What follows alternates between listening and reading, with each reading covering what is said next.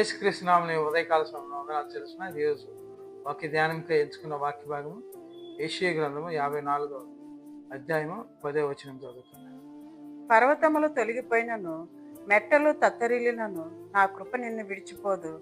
సమాధాన విషయమైన నా నిబంధన తొలగిపోదు అని నీ యందు జాలిపడు యెహోవా సెలవిచ్చుచున్నాడు. ఇక్కడ మనం చూసుకున్నట్లయితే పర్వతములు తొలగిపోవంటే అవి ఎప్పుడు అక్కడే స్థిరంగా ఉండే, అవి ఎప్పుడు కూడా తొలగిపోవు, తొలగించబడవు కూడా.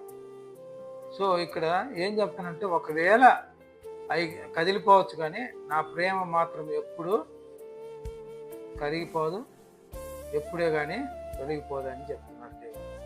ఎవరికి చెప్తున్నారంటే ఇది ఇశ్రాయేలీయులకి దేవుడు చెప్తున్నారు. ఇశ్రాయేలీయులు ఏం చేస్తున్నారంటే వేరే వాటి మీద బలంగా వాళ్ళు ఆనుకొని ఉంటున్నారు.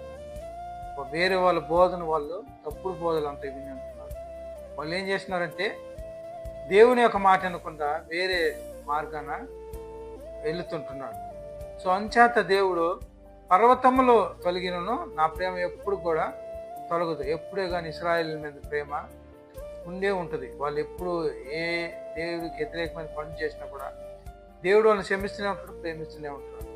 కానీ అయినను వాళ్ళు గ్రహించకుండా వేరే వేటి మీద ఆధారపడి ఉంటున్నారు.